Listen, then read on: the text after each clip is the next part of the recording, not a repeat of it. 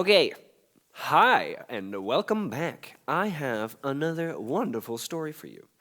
So, trust in God is an important thing, and we're going to learn about it. So, Jesus had come into Capernaum. Capernaum seemed to be one of his favorite towns. His friend and disciple Peter had a house there, and Jesus often spent time in the area. In Capernaum, or just about everyone was a Jew, but there was at least one Roman who lived in Capernaum. This Roman was a centurion, an important army officer. This man and his 100 soldiers were sort of like the Roman police. Jews did not like having Romans in charge of their towns. They didn't like it. The Jews didn't want the Romans in their country. They hated paying taxes to the Romans, but the Romans were in charge, so they had no choice. But this centurion was not like other Roman leaders. He really cared about the Jewish people in his area. He built a synagogue for the people of Capernaum. How do you think this made the Jews of Capernaum feel about the centurion?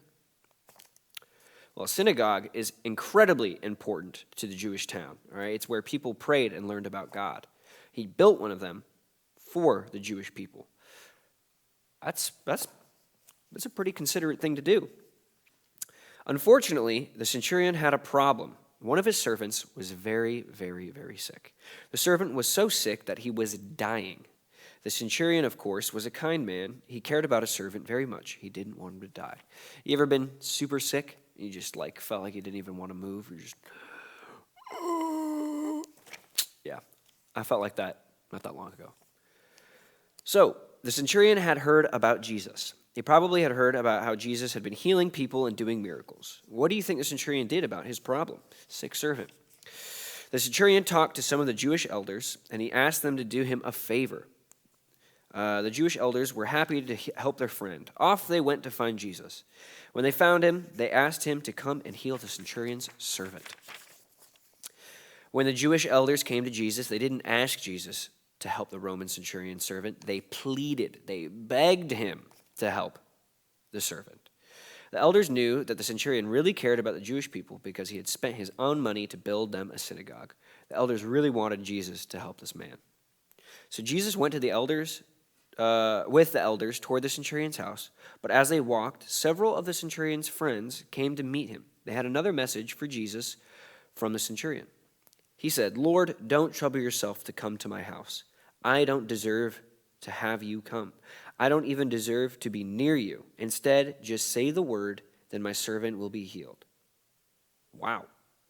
The centurion was really sure that Jesus could heal someone just by saying the word. He didn't even have to be close. He could just be another spot in town and just another spot in the world, really. And he'd just say the word, and he would be healed. That's a lot of trust that the centurion had in Jesus. But there was more to the message. You see, the centurion was used to telling his soldiers and servants what to do. He knew that when he gave them instructions, they did exactly what he told them to do. The centurion knew that Jesus was very powerful. He knew that Jesus could simply give a command and his servant would be healed.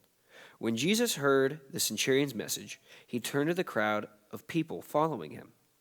Jesus had not met anyone, no Jew, not even his own disciples, who trusted him so completely.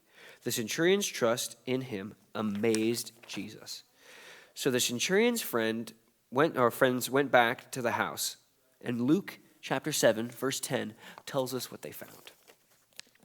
It says, Then the men who had been sent to Jesus returned to the house. They found that the servant was healed. Any surprise there, really? Of course not. The servant who was about to die, was so sick he was going to die, was completely well. That's crazy.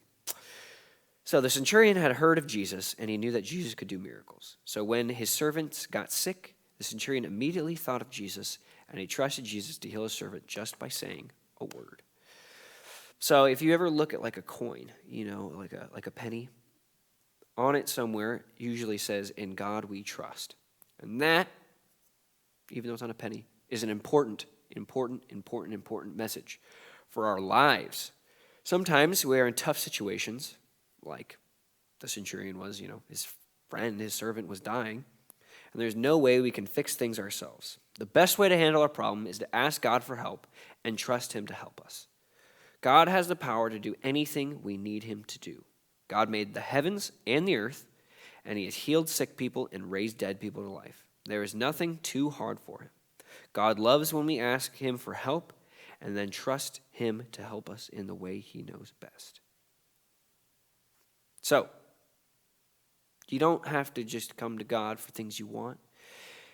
Come to God for things you need. Come to God when things seem hard or difficult or when you don't want to. Sometimes the best time to go to God is when you don't feel like you should go to God. You should always go to God. And also, we don't just have to go to God in times of struggle or pain. We should. But it's also good to come and meet with him in seasons that we feel like we're resting, or things are going good. It's still incredibly important, just as important, to come to him then than it is when we are struggling. So, I pray that you will trust in God, rely on him only for your strength and everything you need. All right. Thanks for hanging out. I will see you next time. Shasha.